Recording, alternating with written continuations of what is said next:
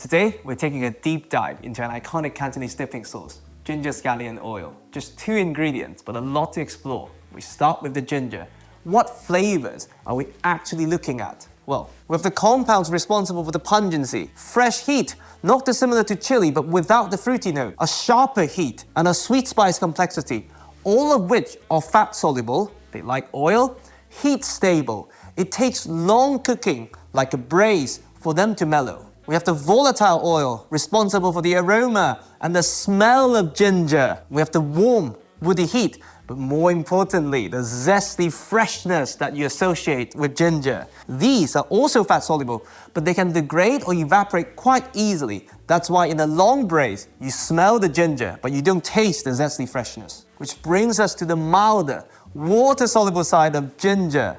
A bit of sweetness, some mild acidity, and a hint of minerality. These come through in a long simmer, making ginger a wonderful soup ingredient. Now, with ginger scallion oil, no matter how you cook it, these guys will stay. So we're solving for these two. With the volatile oils, they evaporate quite easily. What we want to do is to release and dissolve them without creating too much steam for them to escape. That's why you see chefs pouring hot oil over minced ginger, just enough heat to get them, short enough to not sweat them. With the water solubles, they don't really mingle with oil. So it's about preserving the natural moisture, the ginger juice, if you will.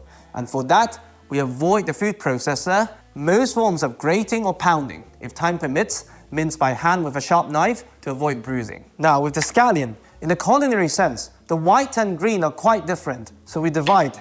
With the white, we're mostly dealing with sugar and oniony taste. With the sugar, which is water-soluble, it's about how much you want to concentrate and how much you want to caramelize. The oniony taste is highly volatile. So overall, the longer the exposure to heat, the less oniony and the sweeter. The higher the temperature, the more caramel you get. With the scallion green, we have a lot more fiber, a grassy pungency, like a combination of garlic and chives, which is highly volatile. The longer you cook them, the softer the fiber, the lesser the pungency. So this whole thing is about finding the flavor and texture you like. Now, we'll show you a common restaurant method as your starting point. We mince our ginger by hand.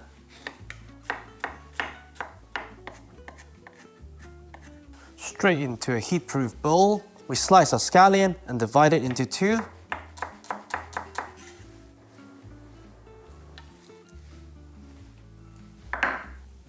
We heat a generous amount of high smoke point neutral oil to 180 degrees Celsius, just enough to capture the breath of the ginger without burning the fiber. And we go.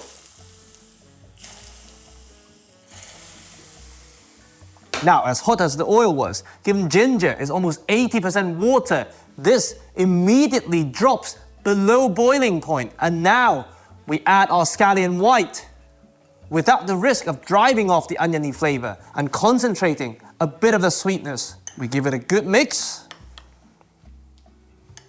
And now, a generous amount of salt, 5% of the weight of the combined ingredient. It's a dipping sauce after all. Now, while salt is not fat soluble at all, it will, however, draw out the moisture from the ginger and the scallion white, mixing the subtle sweetness we just talked about. Now, the extra mile, we wait for this to come down to room temperature. A, for the flavors to melt. B, to preserve the bite and the pungency of our scallion green. Now we go.